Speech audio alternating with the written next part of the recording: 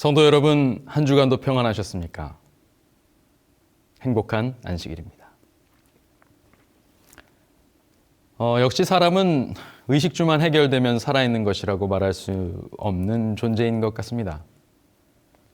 방역 지침을 존중하여서 직장과 학교, 식당 등 정말 생존을 위한 최소한의 활동권 안에서만, 그것도 매우 조심하게 생활하기를 수개월.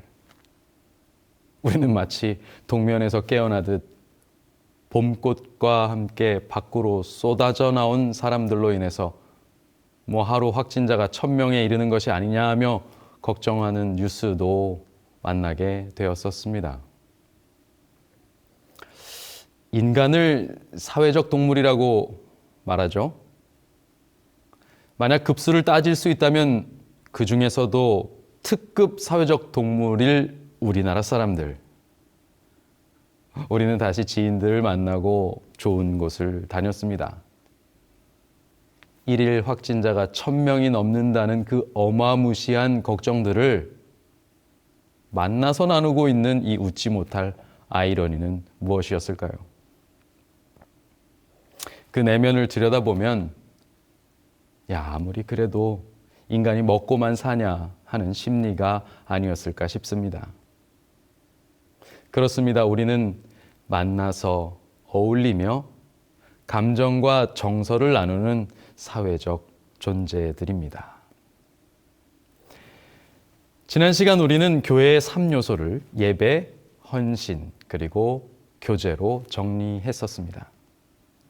그리고 그중 헌신, 특별히 헌신하는 인격에 대한 이야기들을 나누었습니다. 오늘은 그 두 번째 시간으로 교회의 요소 중 교제에 대해서 나누어 보겠습니다. 오늘 말씀을 통해서 우리 가운데 예수님의 교회가 균형 있게 서기를 소망합니다. 먼저 하나님의 말씀을 보시겠습니다. 너희를 불러 그의 아들 예수 그리스도 우리 주와 더불어 교제하게 하시는 하나님은 미쁘시도다. 형제들아, 내가 우리 주 예수 그리스도의 이름으로 너희를 권하노니 모두가 같은 말을 하고 너희 가운데 분쟁이 없이 같은 마음과 같은 뜻으로 온전히 합하라. 그러므로 그리스도 안에서 무슨 권면이나 사랑의 무슨 위로나 성령의 무슨 교제나 긍휼이나 자비가 있거든 마음을 같이하여 같은 사랑을 가지고 뜻을 합하여 한 마음을 품어. 여러분, 오늘 읽은 말씀들이 가리키는 교제의 공통점을 발견하셨나요? 네, 맞습니다. 조금씩 표현이 다를 수는 있지만 결국 같은 말, 같은 마음, 같은 사랑, 같은 뜻으로 온전히 합하는 일입니다. 한 마음이 되는 것입니다. 이런 교회, 여러분 생각만 해도 미소가 지어지고 함께 만날 생각에 온통 기대가 되지 않으십니까? 반대로 온전히 합하지 않은 교회도 한번 상상해 볼까요? 다른 말, 다른 마음, 다른 뜻으로 서로 다투는 갈라진 교회. 생각만 해도 끔찍하고 말만 들어도 지치지 않으십니까? 이 말씀을 듣고 계시는 성도들 중에 실제로 그런 경험을 한 분들이 계실지도 모르겠습니다. 네, 이런 교회의 모습은 성도들을 힘들게 합니다. 실제로 수많은 성도들, 그 가운데 젊은 성도들도 교회의 이런 모습, 어른들의 이런 모습에 고개를 저으며 교회를 떠나갔습니다. 이렇듯 교제라는 교회의 축 하나가 흔들리면 교회 전체의 균형이 무너져 버립니다. 그런데 최근 우리는 교회 내부적 문제가 없음에도 불구하고 이 축이 흔들리는 경험을 하고 있습니다. 그토록 지겨운 코로나 때문이죠. 그것으로 인해 교제가 단절된 교회는 그 균형을 잃고 있는 것입니다. 이를 회복할 수 있는 길이 없을까? 또 회복엔 무엇이 필요할까? 교제에 대한 좀 더 깊은 묵상을 돕기 위해 오늘 제가 선택한 키워드는 오늘 요즘 사회문화적으로도 또 교육계에서도 핫한 단어이기도 한 문해력입니다. 이 문해력이란 1차적으로는 글을 읽고 이해하는 능력이라는 단순한 의미를 가지고 있지만 이것이 실제로 들어가면 가정, 학교, 직장 등 사회 일상 영역에서 쏟아지는 정보들을 수용해서 그 진실성과 중요성을 파악하고 이것을 자기의 삶의 문제에 적용할 수 있는 능력까지를 뜻합니다. 이것이 굉장히 중요한 단어가 되어서 이것을 16세부터 65세를 대상으로 한 국제 성인 역량 조사를 통해서 살펴본 결과 문해력이 사회 경제적 지위 및 성취, 이것은 취업률, 임금, 봉사 참여, 자기 신뢰도, 건강 등의 이런 척도를 통해서 살펴본 것입니다. 그것들과 밀접한 상관관계가 있다는 통계가 나왔습니다. 쉽게 말해서 문해력이 한 사람의 삶의 질을 결정한다는 것입니다. 우리 사회는 이 문해력을 검증하는 제도가 있습니다. 그것은 바로 학생들이 그렇게 싫어하는 시험입니다. 그 가운데 전국 공통의 평가 툴이라고 볼 수 있는 것은 단연 대학 수학능력평가 시험이겠죠? 그런데 작년 수능은 정말 코로나의 직격탄을 맞았습니다. 재학생들이 제대로 수업 진도를 나가지 못한 탓에 재수생들이 더 유리한 학년도라고 유명하기도 했습니다. 그런 작년 수능에서 흥미로운 통계가 하나 나왔는데요. 바로 코로나의 직격탄을 맞은 결과가 영어 과목의 등급의 변화로 드러난 것입니다. 재작년과 비교해서 수능 1등급 학생들의 수가 7.4%에서 12.7%로 거의 2배 가까이 늘어난 것입니다. 영어는 절대평가로 등급을 부여받을 수 있는 과목이기 때문에 공부를 좀 열심히 한다는 친구들은 다 1등급을 맞을 수 있었기 때문이겠죠. 그런데 지금부터 안타까운 상황이 좀 벌어집니다. 상위권 학생들이 1등급으로 올라간 그 자리에 중위권 학생들이 다시 채워지는 그런 현상이 벌어질 줄 알았는데 중위권의 비율은 오히려 줄어들었고 그 줄어든 숫자는 그대로 하위권의 비율로 합류해 버린 것입니다. 교육 전문가들은 이 통계를 보며 코로나로 인하여 선생님의 개입이나 도움이 단절 내지는 감소된 상황이 드러낸 결과라고 분석합니다. 즉 평소 누군가의 도움이 없이도 자기 주도 학습이 가능한가 하는 것이 이슈였습니다. 실제적인 자기 주도 학습이 이루어지지 않았던 중위권 학생들.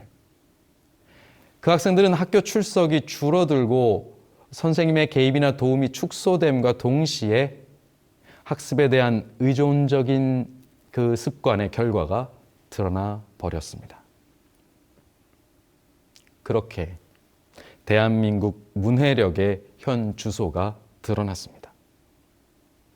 문제는 문해력의 저하가 그 한 사람이 그 사회의 일원으로서 온전히 합하는 일을 저해한다는 것에 있습니다. 상위 몇 퍼센트의 사람들 외에는 모두가 흥미를 잃고 자기주도적 삶을 살 수 없도록 만드는 교육과 사회 제도를 용인하고 타협하며 또 그런 가치관을 이용하거나 편승해서 살아오는 동안 우리 사회는 문해력의 심각한 불균형에 빠졌습니다. 이 문해력의 불균형은 향후 더욱 심각한 사회 경제적 성취 격차를 예보합니다. 가난한 자는 더 가난하고 부유한 자는 더 부유하게, 건강한 자는 더 건강하고 그렇지 못한 자는 더 건강 관리를 할 수 있는 여유가 없는 상태가 될 것이라는 말입니다. 사회 불만들이 건강하게 해결되지 않을 것입니다. 반목과 대립으로 골마갈 것입니다. 그 때문인지 요즘 학원 가는 뒤늦게 이 문해력 교육이 대세입니다. 그러나 이제 막 심고 물을 주고 있으니 거두기까지는 또 한참 걸리겠죠? 당장은 지어놓은 밥이 없어서 그저 빈 그릇에 숟가락 소리만 요란스럽습니다. 여러분, 신앙생활에도 문해력이 있을까요? 그렇습니다. 저는 이것을 성경 문해력이라고 정의해 보고자 합니다.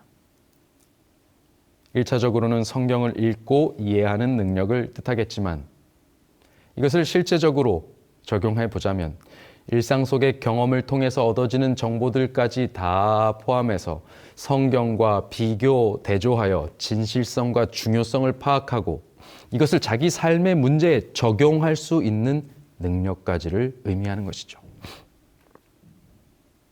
정리하자면 성경 문해력이 신앙생활의 질 사이에 깊은 상관관계를 갖는다는 것입니다.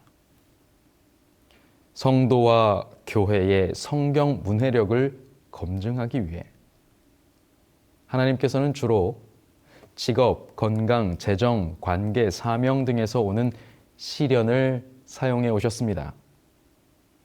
그러나 현대에 이르러 수많은 문명의 이기들과 포스트 모더니즘으로 인해 어지간한 시련들은 인간의 힘과 기술로 극복이 되거나 또는 설명되는 일이 가능해졌습니다. 우리 역시 그러한 역동들을 자연스럽게 받아들이며 적응하게 되었죠. 이제는 시련이 더 이상 성경 문해력 검증 툴로서 갖는 역할을 다 할 수 없는 것인가 보다 하는 차에 우리는 코로나를 만났습니다. 그리고 범세계적 팬데믹 상황 앞에서 우리는 우리가 가진 성경 문해력의 민낯을 보게 되었습니다. 비대면 예배가 시작되었고 교회와 목회자의 개입이나 도움이 끊어진 상황에서 성도들의 신앙의 현 주소가 확연히 드러난 것입니다.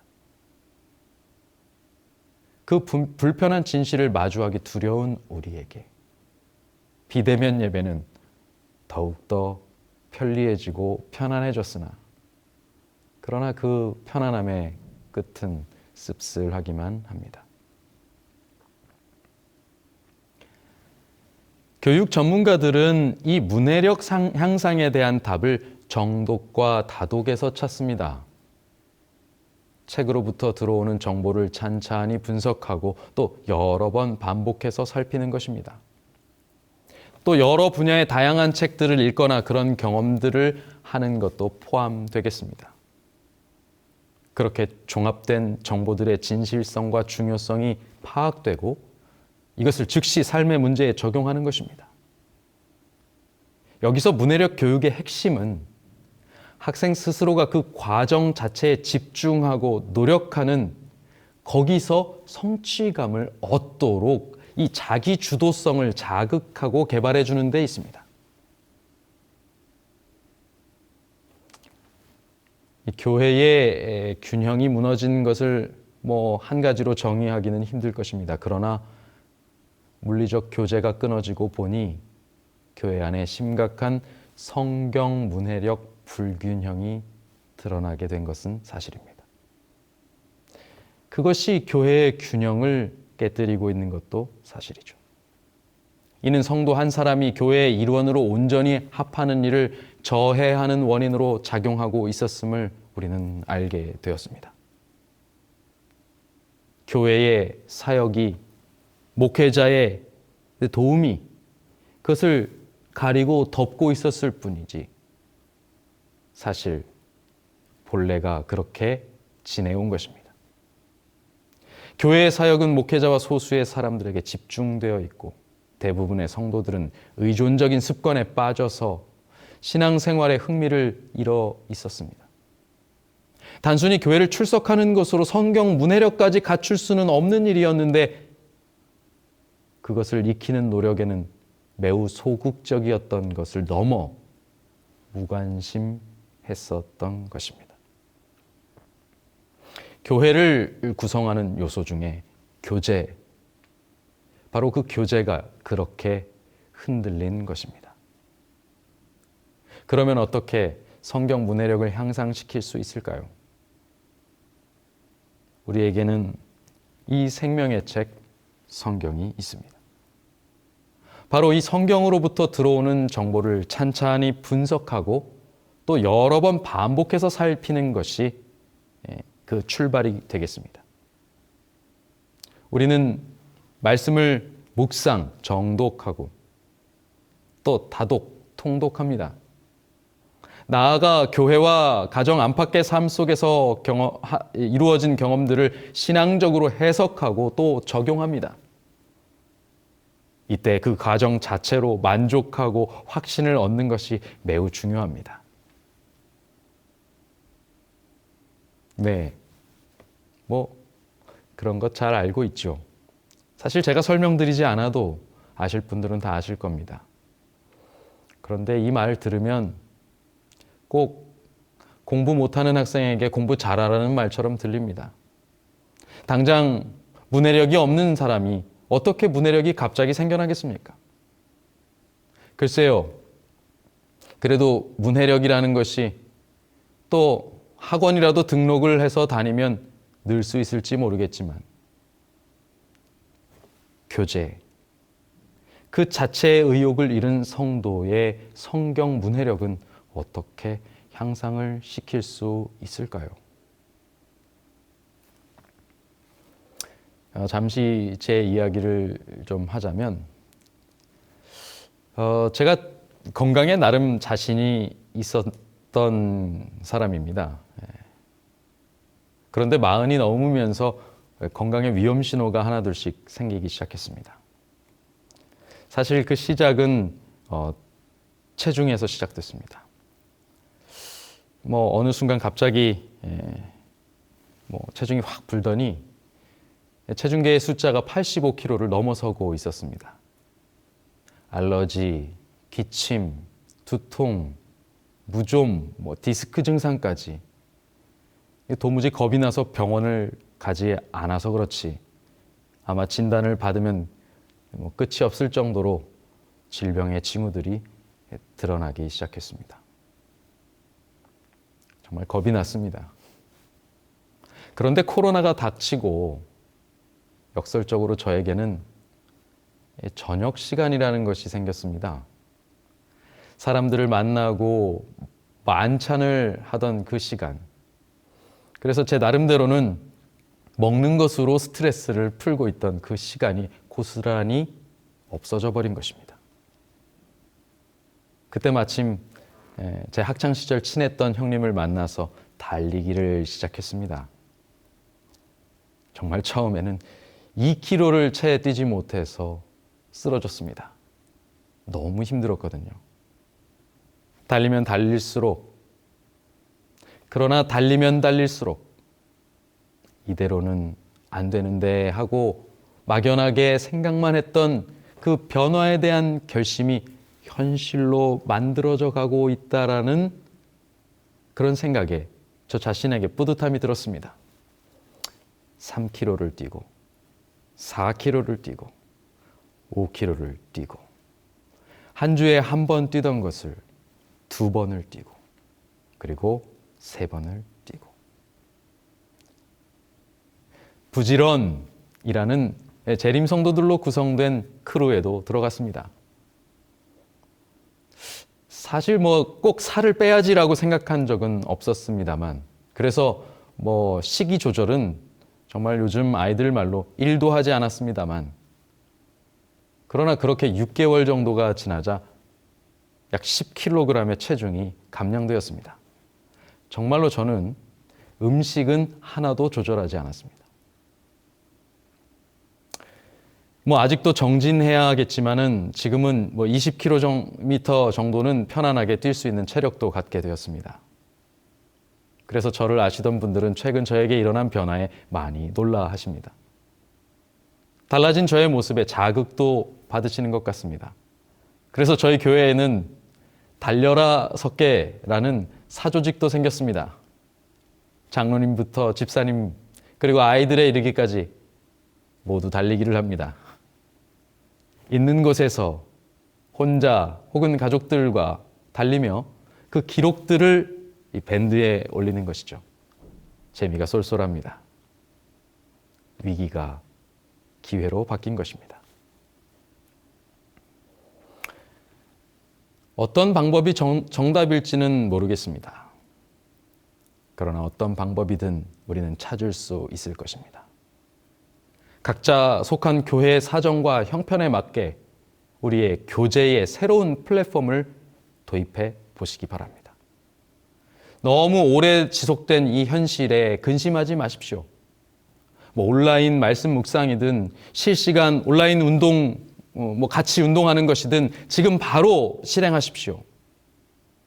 그러므로 그리스도 안에서 무슨 권면이나 사랑의 무슨 위로나 성령의 무슨 교제나 긍휼이나 자비가 있거든 마음을 같이 하여 같은 사랑을 가지고 뜻을 합하여 한 마음을 품어. 교회의 교제, 성도의 교제의 주인이신 성령께서 우리의 최고의 강사가 되어주실 것입니다. 불의를 행하는 자는 그대로 불의를 행하고 의로운 자는 그대로 의를 행하게 될 것도 현실이겠지만 그럴 때 내가 나의 법을 그들 속에 두고 그들 마음에 기록하겠다고 더더욱 깊이 우리와 교제하실 것도 약속하셨습니다. 위기는 기회입니다. 흔들림의 시대는 예언된 시대입니다. 그러나 그 시대의 끝은 절망이 아닙니다. 이 흔들림으로 인해서 오히려 우리의 신앙의 알곡들이 드러나게 될 것입니다. 세상은 문해력을 향상시키기 위해 좋은 학원과 강사를 찾아 헤매지만 우리는 그럴 필요가 없습니다. 그 이름이 보혜사이신 분께서 그 일을 도우러 이미 우리에게 임하여 계십니다. 성경을 읽고 삶의 경험들을 성령과의 교제 가운데 살피면서 시련의 고비를 넘는 그 과정 자체를 즐기십시오. 대면, 비대면과 관계없이 성경 문해력을 성장시킬 방법을 찾아 도전하십시오. 흥미를 잃고 끊어졌던 육신의 교제를 회복하기 위해 성령께 구하십시오. 사실 그 과정은 불편한 과정입니다. 요즘 제가 제일 불편한 것들이 그것입니다. 실은 달리기를 시작하니까 살이 빠지고 그것은 겉으로 보기에는 좋은 일인데 근손실도 같이 찾아왔습니다. 또 그간 몸이 안 좋은데 그것이 드러나지 않고 있었던 여러 가지 증세들이 같이 드러나기 시작했습니다. 그래서 요즘 저는 병원도 같이 다니고 있습니다. 치료를 받고 있고 약을 먹고 있죠. 불편한 일입니다. 변화를 위해서 이 불편을 감수해야 된다는 것. 그래서 사실 스트레스가 됩니다. 그런데 그 불편 가운데 한 가지 즐거운 불편이 있습니다. 어쩌면 이것은 돈이 많이 드는 불편일 수도 있겠습니다. 요즘 맞는 옷이 없습니다. 이미 벨트는 2번이나 잘랐습니다. 그렇게 줄었죠. 그 전에 샀던 바지가 주먹 하나씩 들어갈 정도로 지금 허리가 맞지 않아서 다 구겨서 입습니다. 불편한 일입니다. 그런데 즐거운 불편입니다. 여러분, 변화를 시작하면 불편함이 있지만 그 자체를 즐거워할 수 있는 불편도 함께 생겨납니다. 의존하던 신앙의 습관에서 성령 주도적 신앙으로 나아가십시오. 그렇게 성령과의 교제가 회복되고 성도 간의 교제가 회복되어서 뭐 불편함이야 좀 있겠지만 그것으로 말미암아서 흔들렸던 축 하나가 바로 잡히며 이 재림의 시대에 우리 속에 예수님의 교회가 바로 서게 될 수 있기를 간절히 바랍니다. 바로 그 주역으로 저와 여러분이 서게 되기를 간절히 바랍니다. 말씀을 마치겠습니다.